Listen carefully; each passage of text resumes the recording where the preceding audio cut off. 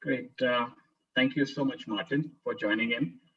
We are actually on Friday the 13th. If you realize the date, the month, it's a very important day also for us in India. This is the start of Diwali, the first day of Diwali, and hence we picked the date of Dhanteras to start the webinar series. Thank you so much for joining in on a wonderful day. We are really glad you could make it. A couple of bits about Martin before I start the Q&A session.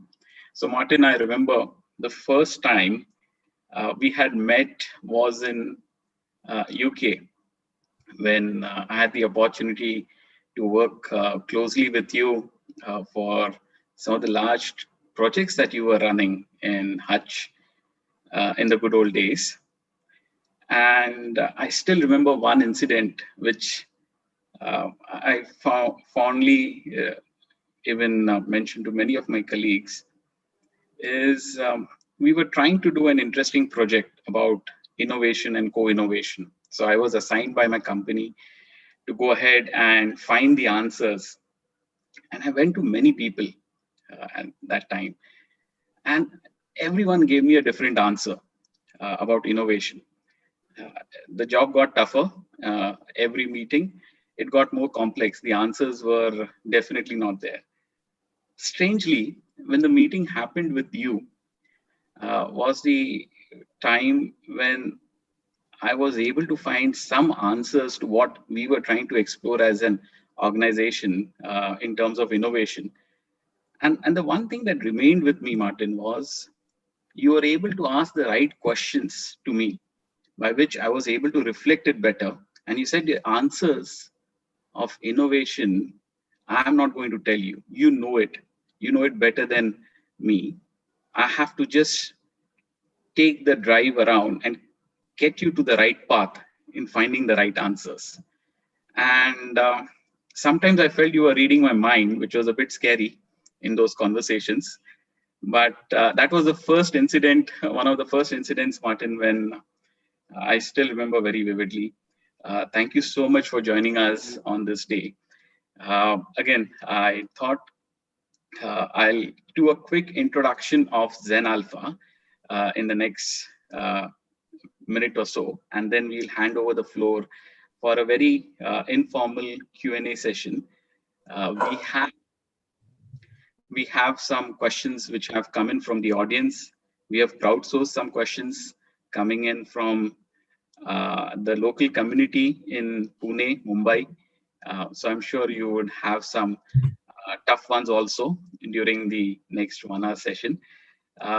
Just to give a quick introduction about ZenAlpha, Martin, and to the entire team which is joining in. ZenAlpha was started early part of this year, where the mission and vision is to promote next generation skills. And what does skills mean about? We are exploring as a community, we are exploring as a country, we are exploring as a set of people, and passionately driving knowledge of technology, knowledge of business management to a larger community that we currently reside in within India. I'll take a pause over here, and I would want to hand over to Martin Croft. Before I hand over to Martin Croft, I thought I will do a very small introduction of Mr. Martin Croft. Martin is a people and a business coach. I've been we have been privileged as ZenAlpha to have interacted with you for the last few weeks, few months. And the attempt in this webinar session is we call in experts across the world and try and find some meaningful answers to questions which we as a community, we as parents, we as mentors, we as educators are not finding it easy within these are tough times to find the right answers. So we are looking for some amount of combination of inspiration. We are looking for some amount of knowledge and wisdom from experts like you, Martin. Martin, I'll take a pause, but just would be wonderful to hear something about you, background. I'm sure the audience joining in various channels on YouTube, Facebook, and some of the other social media channels, they will post in questions. So yes, over to you, sir. Well, thank you. What a beautiful and warm welcome. I really, really love the opportunity to be with you today. It's been wonderful. The journey from the last, I don't know, when was it? 2007, actually, we met. And it's been a wonderful journey ever since. And it's lovely to be here on your special day as well. So happy Diwali, everyone. I hope the weekend is a wonderful one for you, and you share lots of light with each other. That's a lovely, warm introduction, and it's interesting that you shared that little story about the creativity and helping you see the answers for yourself, because something that occurred to me roughly in 2007, actually 2008, was there as an answer to all the challenges that we have, if you look inside rather than outside. But a little bit more about kind of where I came from. I grew up in the middle of England, in Berkshire, and it was a fairly happy childhood. I wasn't very academic. I was a little bit dyslexic, although it wasn't actually diagnosed then. I was a little bit dyslexic, and I always like to play with things rather than words and the written word. And so my investigation with my environment was all about the things that were around me, you know, playing with twigs and turning them into guns with my brother, and bows and arrows and all sorts of things like that. We also used to be creative around the stuff that we had in front of us. And when I left school, I first of all had the opportunity maybe to be a teacher. Now, I recognized that I was never going to get A levels, and so teaching was not really the thing. And there was really an opportunity for me to go and do an apprenticeship in a local engineering company. And the one thing I was really good at was drawing. I was really, really, really good at drawing, technical drawing especially. I had this quite special ability to see things in my head in 3 dimensions. I could actually see things quite easily in 3 dimensions in my head, and able to cut them and see what shape they would be. If I imagined that there was a cut through something, I could imagine exactly how that would be. And I could manipulate all sorts of shapes in my head without any trouble. And it wasn't until later life that I realized that that's actually a fairly special ability that a lot of children have, or a lot of people have. They're connected more with spatial awareness rather than like a 2D awareness, which is where our ability to read and write comes from. I joined this organization, and I was there for quite a while as a mechanical engineer, and I grew up as a mechanical engineer and did an HND in engineering, and then did an HNC in electronic engineering. I wasn't too interested in electronics at the beginning, but it began to just, well, I think I could probably do that. So I did an HNC in electronics engineering. So I became qualified as an engineer doing mechatronics. I was designing all sorts of special equipment for the aerospace industry and the automotive industry, and then through into the space industry, and ended up at an organization called Motorola. And actually at that place, just down the road here in Swindon, I had what might be described as a bit of an an event, as it were, a mental event. It eventually turned into depression. And I was off work for about 5 months, just sorting through the mess that was going on in my head that I was getting myself into. And I was helped out of that by a clinical psychologist, a guy called John Mervyn Smith, who we remain friends with. And I was really impressed with the way that he was able to take me through from a dark place into a really light space. And it really wasn't as if I was doing much. It just occurred, just drifted into it. And I got very curious about that whole process of helping people, because I saw something really quite special about that process of going from the dark space into a light space, if that's the right expression. So I got very curious about that. And I began to get quizzical about doing counseling and psychology and also all of that sort of stuff. And at the time, coaching really wasn't a thing. It wasn't a thing over here, and it was not something that was not highly regarded, but it wasn't really a profession. In 2007, I left Motorola and joined Ericsson, which is where we met. Now, across the table from me was a guy who went through a very similar experience, and we got chatting. And he said, well, go link to this person called Michael Neal. He's got some really interesting things to say. And Michael Neal at the time was a world famous coach. World famous in that he probably had the biggest practitioner base, where he trained lots of practitioners in the skill of coaching. And it was the normal sort of coaching where you do neuro-linguistic programming or something like, that CBT and things like that, all sorts of different practices. And I thought what I did was to sign up to his weekly podcast or weekly tip, where there was something to do and something to reframe. And we got a little bit of assistance during the day on a Monday morning when, your Monday morning email, I know your Monday morning email, it's all quite a challenge. And it's never something that we look forward to, especially on Sunday nights.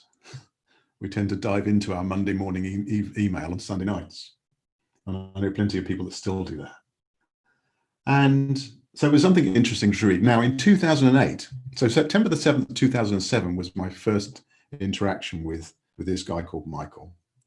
But in 2008, he discovered something that changed his whole practice. It changed his whole practice in a really special way. And interestingly, he began to write about this in his weekly tips. Now, the interesting thing is, the tip disappeared, and all of a sudden there was nothing to do. And also he brought in some new language. Now, the tip was maybe, write out 100 times you're grateful to be alive, or that life is amazing. And so what I did was to really take an interest in this, because what I saw was the ability then for me to change me. And it was really interesting seeing the changes in me just by reading the post that he was putting out. The language had changed subtly as well. All of a sudden he brought in slightly different concepts about where our experience was coming from. Anyway, cutting a long story short, the more I got into the things that he was sharing, the more powerful I became. I went through several promotions. I got accolades within the business as well. And it really wasn't as if I was trying that hard. My performance changed without me having to work at it. All of a sudden, I found my niche within the business, because I came to this business, interestingly, I came to Hutchinson with a qualification in project management, because I did project management. But it wasn't really a qualification within IT. I didn't really know much about IT, but all of a sudden it was actually okay. I just drifted into it. I became aware of it, and I was able to cope with whatever was coming my way. And I took on extra little projects and things. And this is where the accolade came from and stuff. And the peculiar thing was that I wasn't really trying hard at making a difference. In actual fact, I was doing almost the complete opposite. I was not worrying about making a difference. The difference just came. And it was really peculiar the way that I didn't look outside for solving my problems. I looked this way for solving my problems and solving the challenges I had. And what I mean by that is that I look for I think a special place mentally where I knew I was at peace and I knew that I was at ease with the circumstance. And when I did that, something quite special happened. The lightness appeared, and all of a sudden wisdom appeared that says, do this. You get an insight when you are not thinking about work. You get insights about how to solve things or how to have a conversation with things. And I trusted more in that. Cutting a long story short, I left Hutch actually in the end, and Ericsson, and went and did something called Super Coach Academy with him. I got really into the understandings of the principles, and I launched the business called the Thought Business. When was it? 2014, I think. 2013? No, 2014. And so the business is the business I run now, and I actually help organizations solve just about impossible problems, seemingly impossible problems, and we do it really quickly. We do it within about 3 days, and we're talking $1 million problems. I've got some amazing case studies of how we help people get to solutions with their massive problems really, really quickly and really simply. We do it within 3 days, and we don't work in the problem. We work in the human dimension only. We don't look at the problem because people already know the problem. What we do is free people's minds up so that they can realize what to do. We have helped them get to their wisdom really quickly.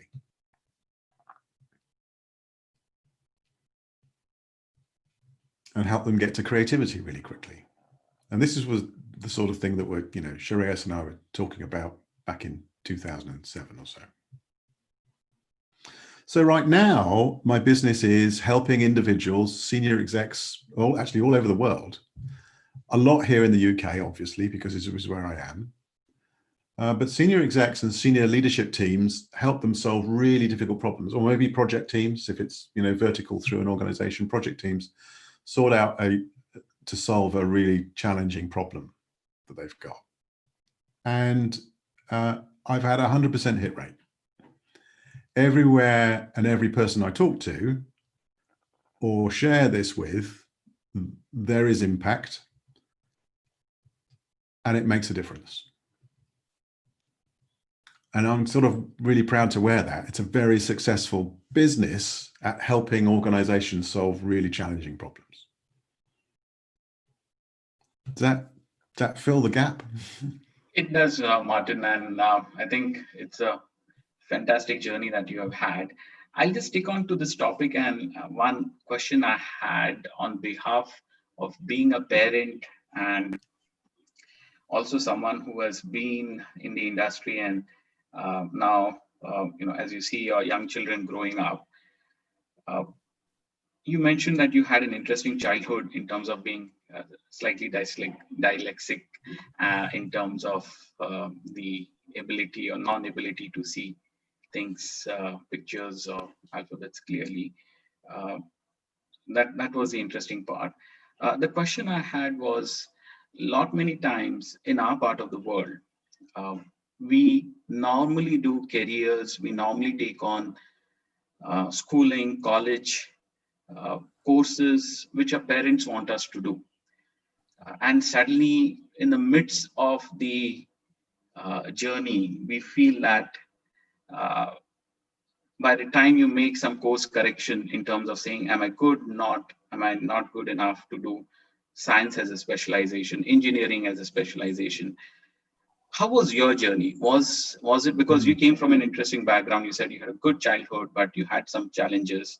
Was there some parental pressure, peer pressure to do something specifically, saying you have to do this Mm. line of academics, you have to be the best? Because even today, in at least in India, I can say that there is a fair amount of pressure on young children to follow a path which the parents carve out for them. How was it for you? And is there something you may want to relate and share with some of the Yeah, parents to make some of the decisions? I can echo that entirely. And my father was very keen on me getting a profession. They were worried about kind of the outcome of Martin. You know, they were worried about, you know, their eldest child and the way that he was going to fare in the world, and they wanted him to succeed, whatever that was. And I think that they had the picture. Like all parents, we have a picture of our sons or our daughters being a certain person. Now we, just like all parents, we create that picture. And my father did the same for me. And it wasn't wrong. It was just, you know, his picture. And he thought it would be a good idea that I got a profession. Now, I was very lucky in that I kind of fell into an apprenticeship. And it wasn't a problem at all because I really like playing with things. You know, I can remember taking apart my mother's food mixer because it had stopped working. And I must have been, I don't know, 8, 9, 7, something like that. And anyway, I took it apart. I found out what was wrong. I put it back together and it worked. Mum loved me. Oh, wow, that's fab. Let's go find something else to fix. And so I spent my life really trying to find things to fix. So mechanical, electrical, I'll just play with it until I find what the solution is. Now, I didn't actually realize that there was things that we could do with fixing people mentally as well at the time, because I thought that kind of what I was going through was sort of normal. But the interesting thing really was that, yes, my father certainly did have a sort of avenue for me.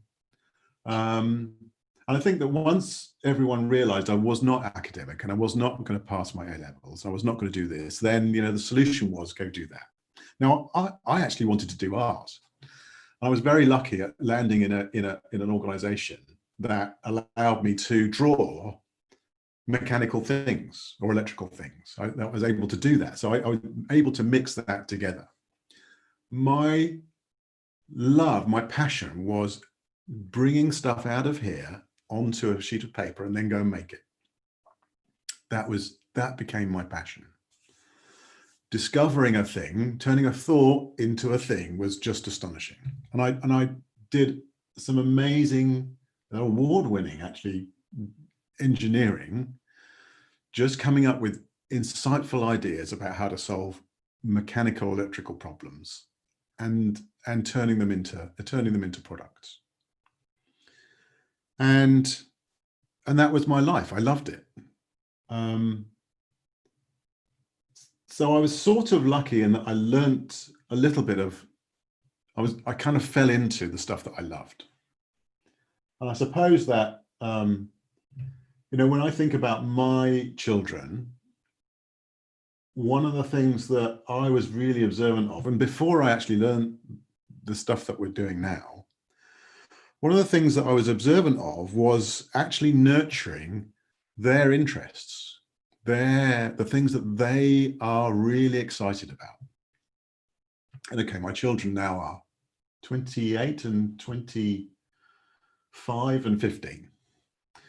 And I don't interfere with their lives. I never interfere with their lives. I just let them explore their thing. What are they interested in? What are they excited about? If you're excited about it, I'm excited about it too. And with that, I saw that the more that I became interested in what they were excited about, they scratched a bit more at it, and scratched a bit more and scratched a bit more. until they become really great at it. It's really interesting, actually, because my eldest son went into engineering as well. He became a designer too. And he was really good at it. Whereas I was average, he's really good at it. And but beyond that, he has now moved out of engineering but into sales, because it was a path he's just wanted to experiment with. I love the idea that he just wants to go and experiment with his direction and his life, because the more he experimented, the more he found that he could do things. Now, he wasn't being tested. Well, he was a little bit, because they want to, grow the business, and we want a salesman to go and sell stuff. Now, he sells engineering design work, but he just had a go. It wouldn't have mattered what I had for him. I had some impression about him being a psychologist, because he was interested in psychology as well. I also had an impression about him being a designer, because he was interested in designing. I didn't push him in either direction. I wanted him to go and find out for himself what he enjoys. And he's amazing at both designing and selling. He'll find his way without me having to worry about it. Does that make sense? It does, Martin. And you mentioned about every individual being different, and the ability to discover one's passion is something that you encourage as a parent. Just to give you a background, we at ZenAlpha are trying to promote skills, next generation skills for the younger generation. And there is a huge amount of, I would say, learning aspiration within the community, which is between 8 to 16. I'll give you a background of how it works in India. The schooling is between, there is a preschool similar to what you have in the UK. And then it's from grade 1 to grade 10, which is the schooling. This is amongst the most, I would say, highest pressure environments. As you go from grade 1 to grade 10, the pressure keeps on increasing, because there is a parental pressure, there is a societal kind of a view, what he or she as a child would end up being. And normally, it has happened to me also, and hence I can relate this better. Parents want their children to be either engineers or doctors, or they want them to be a professional job, say an IT career, which is safe. And there are times when children come back with a response, with the feedback to parents about one's liking. So, say for example, someone may want to go into professional swimming. I can relate to swimming because my daughter is a fairly good swimmer. She's been swimming. She's 9 years old, but she was introduced to swimming when she was 2.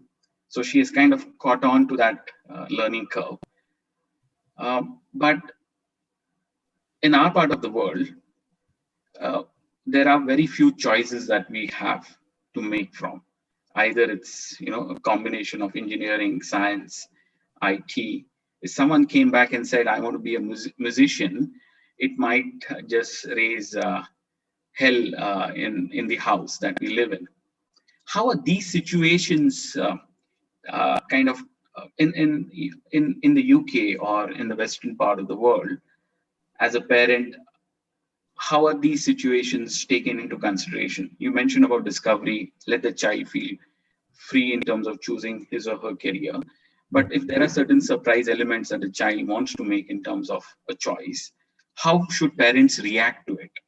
That's a question I think a lot of parents would want to hear. While there is always a safe path of being an engineer and a doctor, and not everyone could be an engineer and a doctor in this world.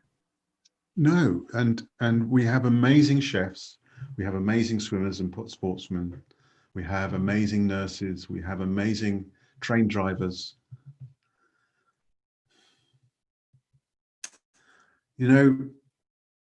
People will react the way they will react. And that's actually okay, because us as humans, we kind of fall into a bit of a trap. And it's a bit of a trap to watch out for.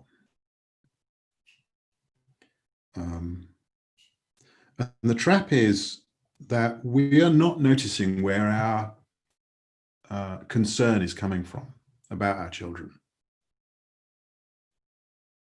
The concern that we have about our children is a future that we are creating. So as a parent, I create a future for my sons and who they marry, who they go out with. I create that future, how many children they have, what they're going to look like, what sort of house that they're going to live in. I create that future. And I get settled with that future. You know, I get settled with, okay, it's going to be like this and everything will be fine. The thing is, when something comes along and disturbs that future, all of a sudden our future of the person that we love and adore somehow is upset and we just cannot handle it. Now, we make the big assumption that our children are giving us that upset without seeing that we had made a future that we are now disturbing. The thing is, they can see a different future. They can see a very different future. It's completely different to our impression of their future. It's completely different. Often I share a picture of something when I'm with a group of people. I share a picture just of a simple scene, and it may well be a girl on a bike just looking a bit peculiarly at something. And I ask them, okay, 20 or 30 people in the room, please share with me the thing that's happening right now, the thing that's just happened, and the thing that's about to happen. And they go away and write on their own, and they come back with all sorts of stories.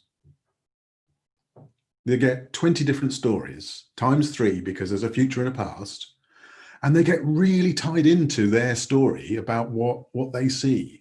They get really tied into it. It becomes emotionally engaged. Now, it's just a picture. But the thing is, the really interesting thing is that it's the same picture, the same circumstance, the same environment, the same questions, and everyone sees something different in it. So everyone's experience of the same thing is totally different. So what do you expect your sons and daughters' experience of their life is going to be when you're having your experience of their life as well? It's not going to be the same. There's no way it can be the same. And the trick really is to just notice that you are getting angry with yourself, not with the child. You're getting angry with your picture. You know, you're getting angry with the thing that you've created and now has fallen down. And all of a sudden you can't see a future until you can. And then you relax and you go with flow. And that's what actually happens. You are creating this by yourself. We all do it, me included. But the trick is really noticing that I'm angry, so I must be in a state of fear, because what I'm doing is protecting me from the future that I've projected for this child that I love. Is that sensible? Does that understand? Do you understand that? Absolutely, Martin. And I've seen several such incidents within our close communities, and this has happened multiple times. It's not just once. It's sometimes feel too many at times, because we are maybe the picture that we are painting about our children as parents is something that the children may not want to live up with. So yeah, that's who knows? And they may well make a choice that ends them in poverty. Are they happy? If they're happy, fabulous. Because all we really want for our children is happiness. You know, is it where we get one shot, let's say 60, 70, 80 years on this planet, and really we ought to enjoy every single moment. Absolutely. That's what it's about. That's what life's about, is enjoying every single moment, because the universe and everything around us is there to enjoy. But we get caught up in our impression of what it should be. We make up a story and all of a sudden we buy into it and it becomes the path that must happen. Well, life doesn't work like that. It doesn't, we can't always follow our imagination. Be very curious, helping your children get curious. It is. Be curious about what they really would like to go and play with. What would you like? Where would you like to play next? Would you like to swim some more? Okay, go for it.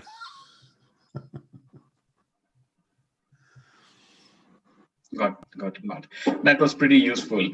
Martin, I think there is one question which I always, there are a few questions in the audience. We'll come to it quickly.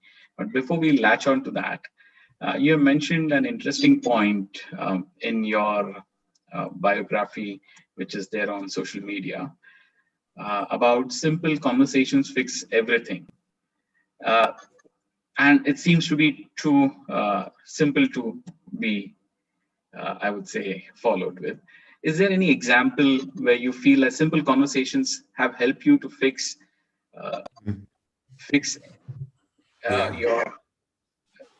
your experiences about it?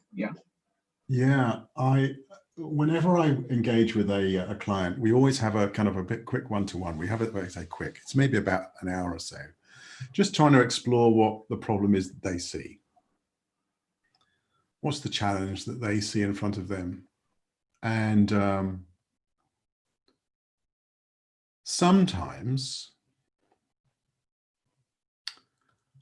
and so it's happened at least twice, and I've helped two people, therefore, with actually saying less than 10 words to them. And it's completely flipped their situation. I'll give you a good example. One of my clients, and the interesting thing is, the annoying thing is that it then became a very quick conversation. And the guy went away and said, okay, thank you very much. And I didn't charge him. I couldn't charge him. But nonetheless, so this has happened a couple of times. And so there's one particular guy came to me, and he was a letting agent here locally in the Cotswolds. I live in the Cotswolds in England, a beautiful place.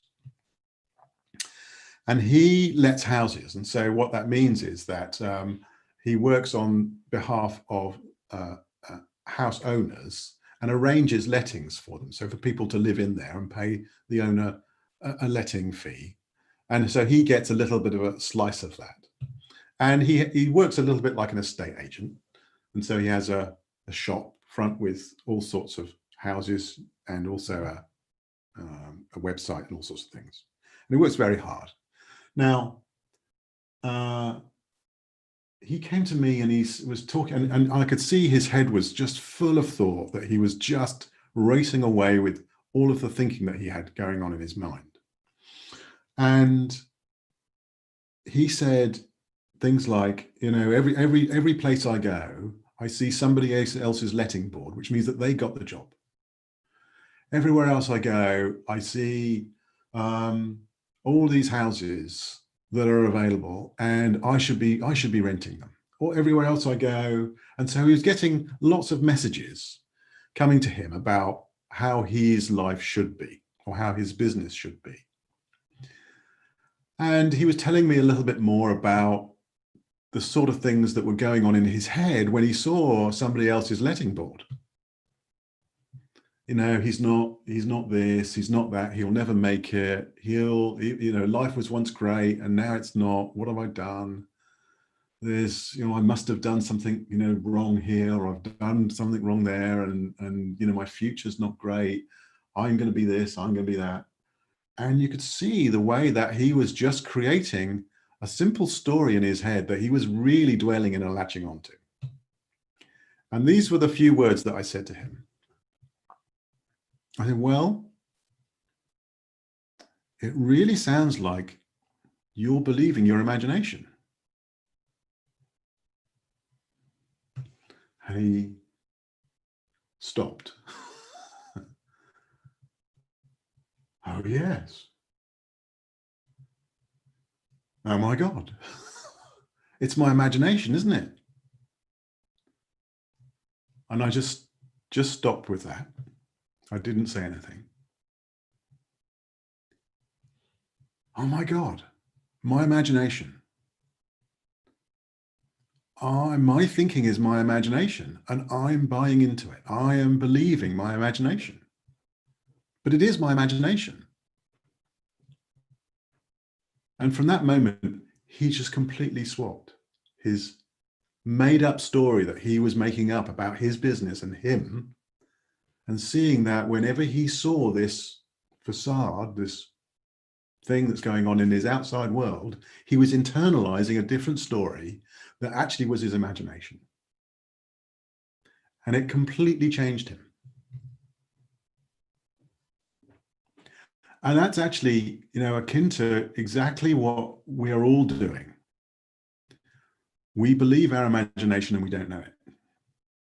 And we don't see it as our imagination either. We see thought as being something truthful without us seeing that it's our imagination. But it has some really useful side effects. It has the useful side effect of actually giving us insight into how to solve problems. So our imagination is incredibly useful when we're trying to tackle a little bit of a challenge. We fall into a place where we can see the answer to a problem, and it just comes to us without us actually having to do anything. We might be in the shower, driving to work, having a walk or a run, exercising, reading a book. All of a sudden, pop, the solution comes in. And we're not actually working on the problem. We know the problem's there, but it falls into place because we allow it to. We're not engaging the problem, like this guy was. He was constantly engaging his imagination, and it was driving him into a little hole. When you let it go, the solution pops up, and it did for him. Absolutely, Martin. I think sometimes our imagination takes over our ability to think and do things, which many of us get into, in fact, in daily basis. And maybe we are not living the present at times. Get into the past or the future most of. Well, it's even more dramatic than that, because we have our imagination, which is thought, and actually that's the thing that actually gives us the feelings we have. And it's a really great experiment I can do that maybe the people that are watching can latch into this. Now, if I have this lemon, okay, I've got this lemon, and I'm going to squeeze it into this cup until the cup is just about full of lemon juice. Now, what happens? Do you all begin to salivate? Do you see that you get the feeling of salivation into your mouth begins to water? Well, look, there is no lemon and there is no cup.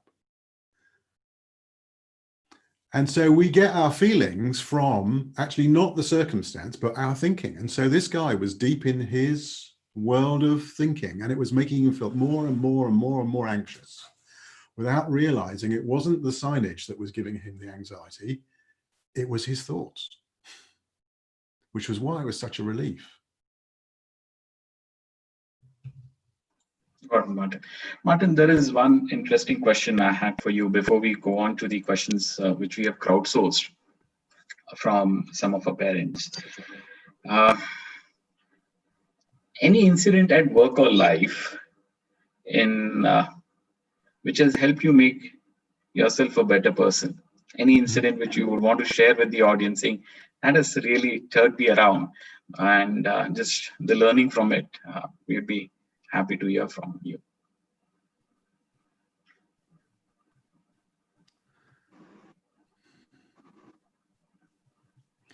I think, one of the things that you wanted me to do at the end was leave with something that's useful. I take note of my feelings. I take note of the sort of things that I'm doing, the behaviors I'm actually doing, and seeing where that's coming from. And I know that I'm generating both that behavior, whether it's good or bad, and I know that it's only being generated because I have a feeling that's slightly off center. It's knowing that, monitoring kind of, am I being really useful right now? Am I being useful? And, you know, sometimes I will avalanche into just diving in with a problem with and my mind will be overtaking myself, and I might well get angry with something, but I instantly see it.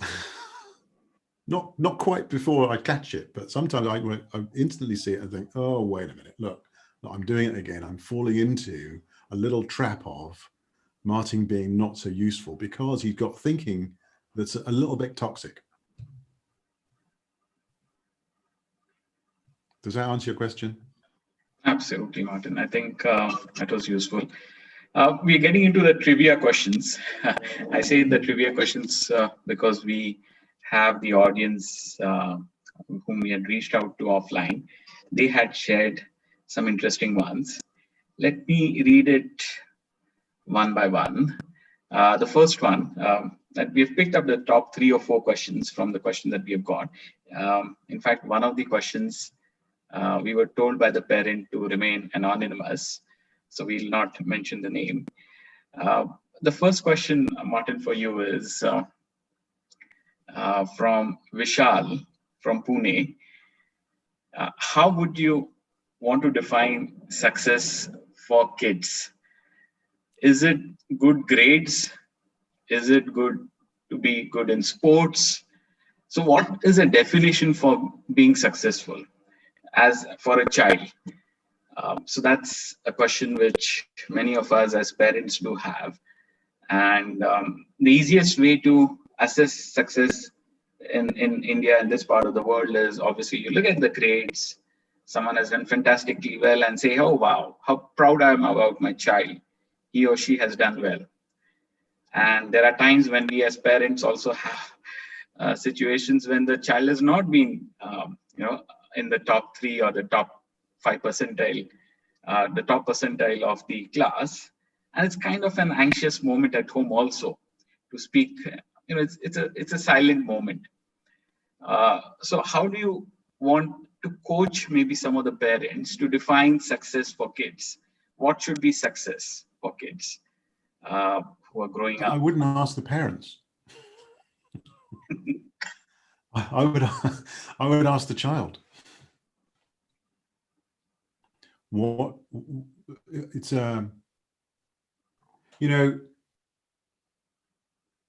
my children, when they were at school, they used to come home with all sorts of little accolades. So, I put my hand up the most.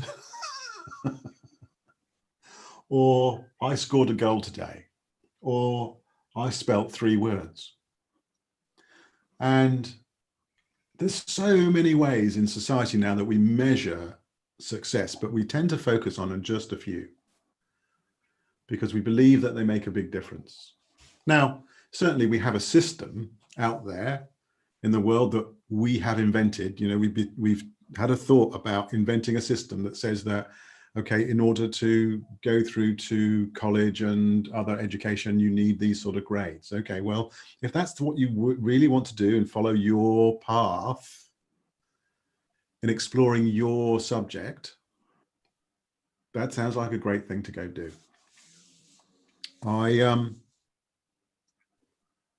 You can measure success in so many ways. Money, certainly one of them. Grades, certainly one of them. How many people you care for today is another one. How many people, or how many notes of thanks would you send today? How many times would you say hello to your parents? and engage with them. And then there are other things like, things that you can take home in terms of how many miles would you walk today, or run today, or swim today, or how many books would you like to write today? We can measure success in so many ways, but we tend to focus on the ones that we think are the important ones. We think that they're important because they measure a level of attainment. Now, attainment doesn't mean anything to a kid. To a small child, it means nothing. And the things that they grab hold of are those light moments of joy when they discover something that they never did before. They discover that they can succeed at doing something, baking a cake, making a mud pie or something like that. It's just things that they get interested in and get excitement about because they've discovered that they can do something that they didn't know they could.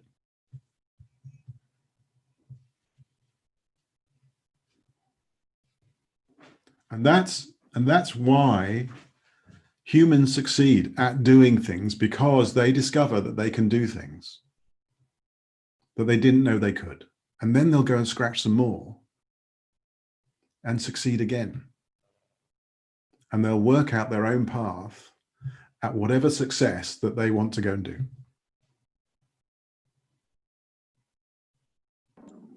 Got it, Martin. In fact, you've answered the next question also, which was in line. I'm kind of encouraged to pick up a question where the parent wanted to be anonymous. And the question is as follows. As a parent, the fear of unknown for my child keeps me worried. It could be the fear of jobs of tomorrow, performance of my child, that unknown factor. Is this natural? And is this something which happens? How do you, any tips, guidance for the parent over here? Well, I don't know about tips, but maybe just an observation. Do you know what's going to happen in the next 10 minutes?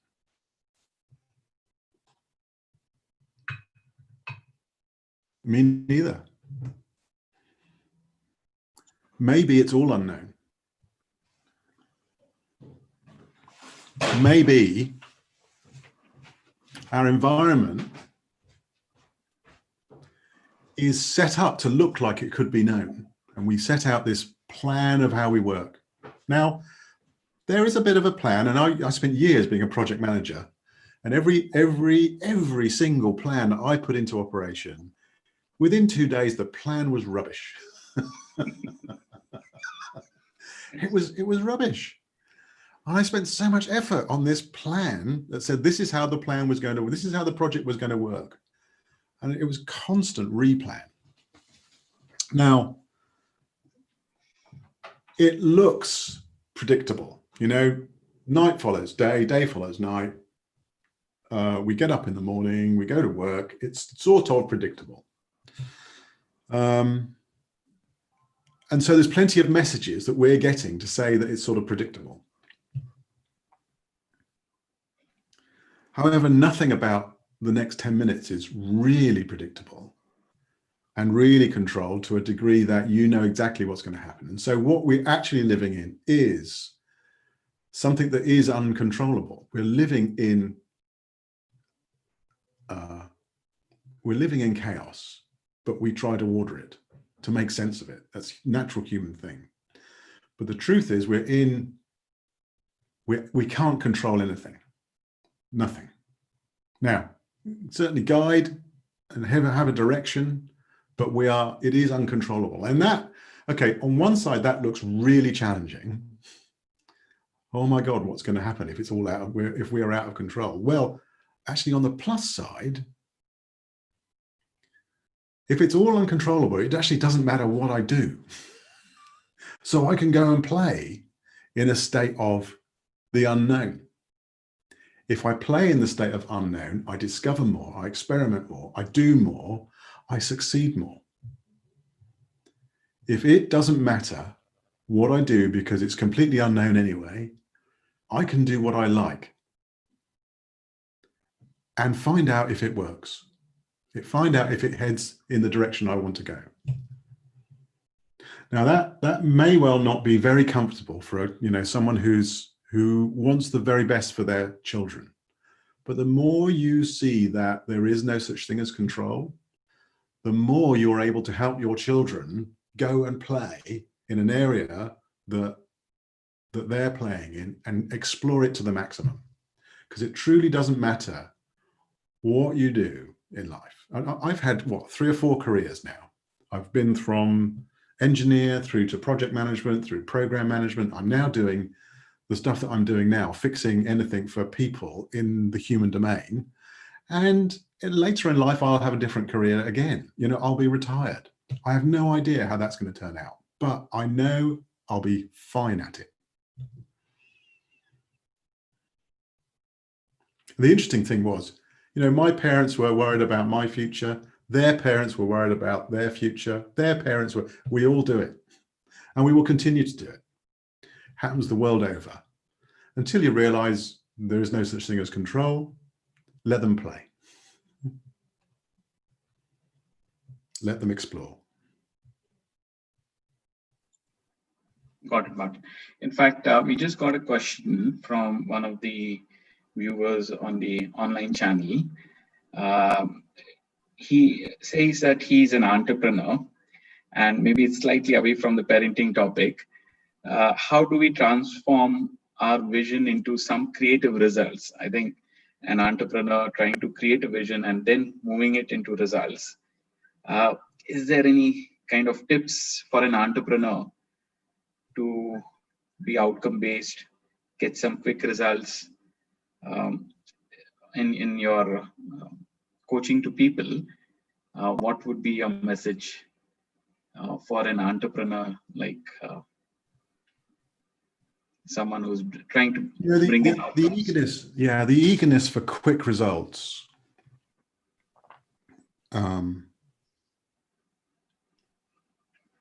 is laudable, but sometimes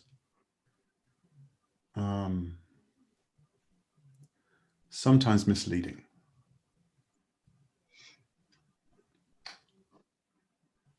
Edison invented the light bulb, and he invented 10,000 ways of not to design a light bulb. If you have a vision for something that it really excites you, that really you are just totally engaged with at a fundamental level, and it wakes you up every morning, you wake up with delight that you've had this idea, and you really want to make a difference with the world, keep going. That message of delight is telling you where to go. The message of sort of disappointment and worry and concern and maybe anger is you putting fear into the mix. It's getting in the way of you seeing your goal. The desire for an outcome is something that is part of almost fearful thinking. As soon as we can see the future, that's fearful thinking. Just like any parent out there seeing the future for their children, as soon as their future shows up, you're in fear. As soon as an entrepreneur shows up and says, I can see it this way, that's actually fear too. Have the vision of the direction you want to go and go and discover it. So many times when any project scenario or anything that I've invented or designed in the past, I had this kind of fixed idea about what it might be, but the first thing I did was put it down onto paper and see how it would work. Oh, that actually doesn't work that well.